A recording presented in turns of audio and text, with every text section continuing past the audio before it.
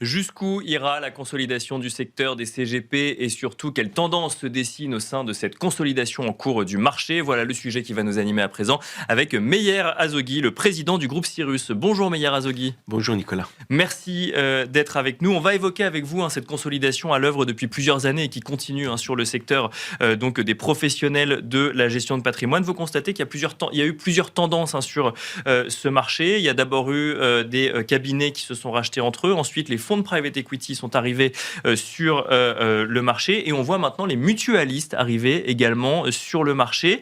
Comment est-ce que vous analysez, vous, cette grande phase de consolidation qu'on voit depuis plusieurs années sur ce secteur de la gestion de patrimoine, Groupe Cyrus, qui a lui-même réalisé un certain nombre d'acquisitions, et on parlera dans un instant de l'évolution peut-être aussi à venir côté Cyrus. Écoutez, c'est une phase un petit peu naturelle de tout marché qui consolide.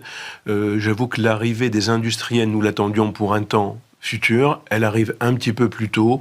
Il faut voir si c'est une tendance de fond ou pas. Ce que l'on voit, encore une fois, c'est un marché qui a besoin d'être structuré, qui a besoin de grandir et qui voit arriver, je crois qu'il y a aujourd'hui 25 fonds d'investissement, je n'arrive plus à les compter.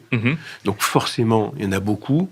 Il y a eu des fonds small cap, mid cap, maintenant large cap. Nous sommes quelques-uns à avoir des fonds large cap dans le capital. Bien sûr. Donc c'est quelque chose de naturel pour un marché qui est en phase de consolidation, concentration, mais avec d'autres caractéristiques. Il n'y a pas simplement le rapprochement. Je crois qu'il y a aussi une vivacité du marché. Il y a beaucoup de nouveaux entrants. Oui, qui sont d'ailleurs souvent des appellations de multifamily office, qui est un terme intéressant, qui va peut-être vers la tendance vers laquelle nous devrions aller. Moi, j'assimile family office pas simplement à facturation d'honoraires, mais à une plus grande transparence, qui de toutes les façons est là. Donc ces acteurs, aujourd'hui, sont encore un peu trop nombreux.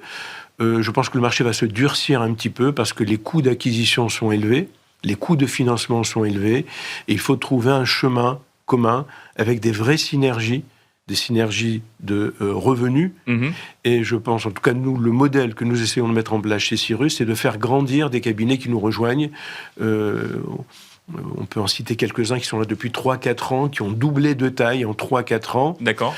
Parce qu'il y a aujourd'hui beaucoup de CGP qui ont le savoir-faire technique, qui ont le savoir-être pour traiter des clients de plus en plus importants, mais qui n'ont pas encore suffisamment d'image, de sécurisation, la profondeur de l'offre, et tout ça est en train d'arriver avec la taille, avec les limites que ça peut apporter aussi, parce que la taille ne doit pas nous amener à ressembler à ceux que nous ne voulons pas ressembler. Un groupe de gestion de patrimoine qui ne serait pas forcément dans l'accompagnement personnalisé de ses clients. C'est la question que peuvent se poser pas mal de monde. Absolument, c'est pour ça que chez Cyrus, nous avons l'obsession aujourd'hui d'identifier ce qu'on a appelé le génome du CGP. Qu'est-ce qui a fait que sur ce marché, il y a 30 ans, 40 ans, on n'existait pas et qu'aujourd'hui, nous représentons un petit peu moins de 10% de part de marché avec une tendance qui augmente, même si la tendance n'est pas suffisamment forte. Qu'est-ce qui a fait? Pourquoi est-ce que les clients viennent nous voir? Et donc, il y a certaines caractéristiques, et c'est ces caractéristiques que nous ne devons absolument pas perdre, mettre au cœur de notre dispositif l'architecture ouverte, l'ingénierie patrimoniale, la proximité, la disponibilité, la pérennité de la relation. Dans le groupe, plus d'un salarié sur deux est actionnaire. C'est notre plus grande fierté. 55% des salariés, des 550 personnes, sont actionnaires. 70% des gérants privés, des gérants de fortune, donc ceux qui sont en relation avec les clients, sont actionnaires. Donc on voit bien qu'il y a des modèles différents qui sont en train de se constituer sur le marché, parce que l'arrivée d'un mutualiste pose forcément la question de la phase d'après. Exactement. Qu'est-ce que ça veut dire que des mutualistes arrivent sur le marché des CGP aujourd'hui? Alors effectivement, vous l'avez dit, il y a un certain nombre de fonds qui y sont depuis plusieurs années. L'arrivée des mutualistes, comment on l'interprète? Qu'est-ce que ça dit du marché des CGP aujourd'hui?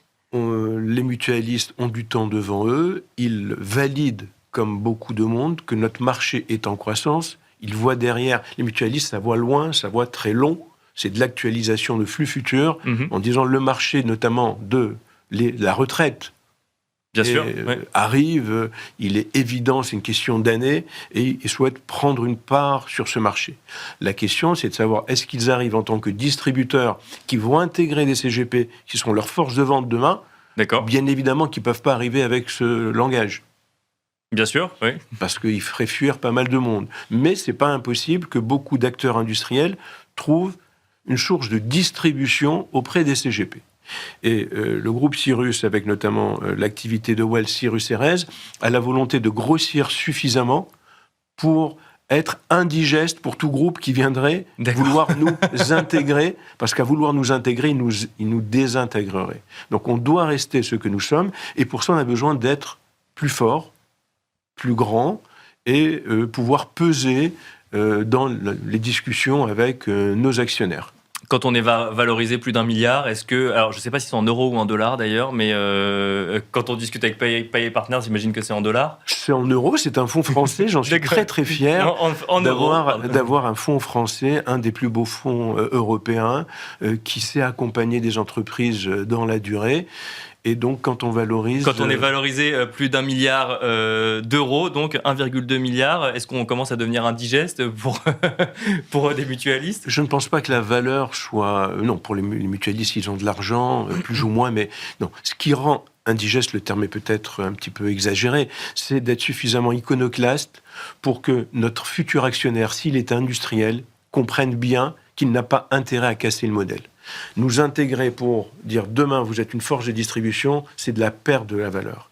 Il faut qu'il y ait des acteurs non bancaires forts qui sont sur ces piliers dont je parlais, l'architecture ouverte, la profondeur de l'offre, l'ingénierie patrimoniale, cette empathie, non pas que les banquiers n'ont pas d'empathie, ce serait stupide de le dire, c'est la façon dont nous travaillons le temps long avec une offre plus large et sans avoir, il faut le dire aussi, les inconvénients du statut bancaire. Nous avons beaucoup d'une réglementation qui est florissante, des millefeuilles qui viennent se rajouter, mais qui sont aussi quelque part une barrière à l'entrée. Nous déplorons que par moment, elles empêchent certains CGP, on les voit aujourd'hui dire « j'en peux plus ». Avant, je passais 90% avec mes clients. Aujourd'hui, j'en passe moins de la moitié parce qu'il faut remplir des documents toute la journée. Bien sûr. On espère tous que l'IA va nous aider à faciliter, mais il peut y avoir un effet pervers. Il y a une volonté de protection de l'épargnant qui est nécessaire, mais parfois elle va un petit peu trop loin.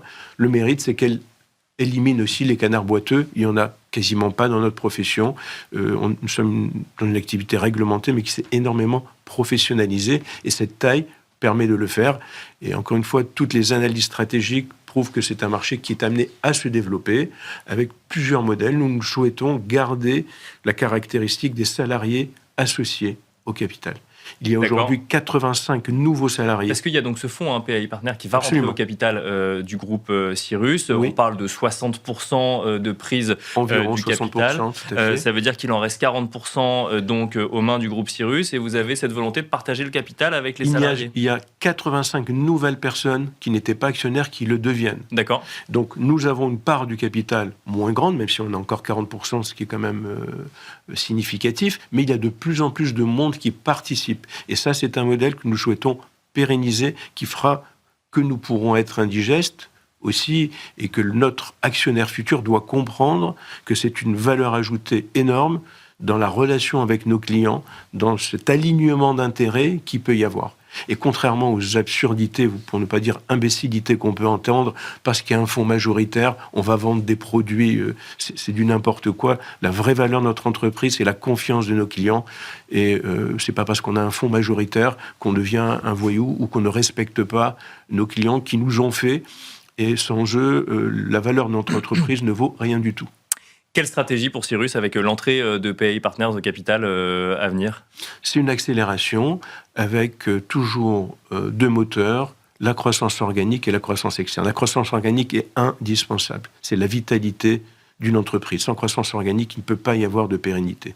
Donc nous allons recruter, nous sommes en phase de recrutement. Je ne sais pas où est la caméra. Amis banquiers, amis CGP, venez nous rejoindre et participer à cette magnifique aventure qui dure donc de nouvelles acquisitions depuis 37 ans. Oui.